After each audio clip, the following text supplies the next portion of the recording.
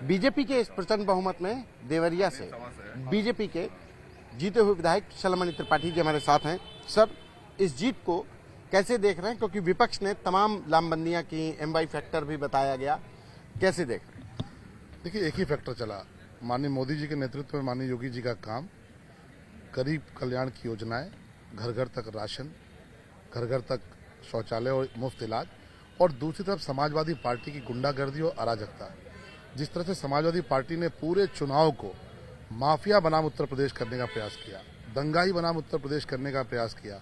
Samajwadi party ने जो ticket बांटे उसमें ज्यादातर उनके जो कैंडिडेट थे वो या तो जेल में थे या तो बेल पर थे, और दूसरी तरफ उत्तर प्रदेश की जनता चुनाव लड़ रही थी। ये चुनाव माफिया बनाम उत्तर प्रदेश था। माफिया के साथ समाजवादी पार्टी खड़ी थी, उत्तर प्रदेश के साथ भारतीय जनता पार्टी खड़ी थी, और इसीलिए 80 बनाम 20 के इस चुनाव में भारतीय जनता पार्टी प्रचंड बहुमत के साथ आई है। उत्तर प्रदेश की जनता को कोटि कोटि प्रणाम, भारतीय जनता पार्टी के कार्यकर्ताओं को कोटि कोटि प्रणाम। एक सबसे बड़ा सवाल कि समाजवादी पार्टी ने पश्चिमी उत्तर प्रदेश में कहा कि जाट हमारे साथ है, पूर्वांचल में तमाम जो बीजेपी के सहयोगी थे उनको साथ में लेकर के चुनौती देने की कोशिश की, और जो कहा जा रहा था कि एमवाई फैक्टर को जनता ने नकार दिया, और विकास के मुद्दे पर जैसे चुनाव, लेकिन जो जातिगत समीकरण थे वो बहुत महत्वपूर्ण हो गए थे इस चुनाव में। देखिए, ये वो लोग हैं जो सामाजिक समीकरण की बात करते हैं, जातिगत समीकरण की बात करते हैं, और पेट किसका भरते हैं?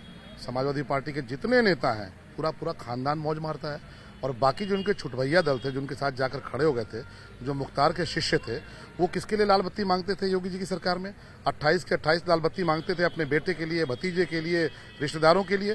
तो इनका जो सामाजिक समीकरण का खेल था वो उनके समाज ने एक्सपोज कर दिया कि समाज के नाम पे वोट मांगते हो, समाज के नाम पे समर्थन मांगते हो, और जब सत्ता पाते हो तो सारी मलाई खानदान के लिए चाहिए। इसलिए जनता ने तय किया कि कोई जात पात नहीं, कोई क्षेत्रवाद नहीं, मोदी जी का शासन, योगी जी का शासन, या यूं कहिए कि मोदी जी का राशन और योगी जी का शासन। अखिलेश यादव ने आज सुबह उन्होंने ट्वीट किया कि हमारे लिए उत्साहवर्धक है कि हमारा वोट प्रतिशत बढ़ा है और बीजेपी को हराया जा सकता है, ये हमने साबित कर दिया, वोट सीटें कम कर दी हमने।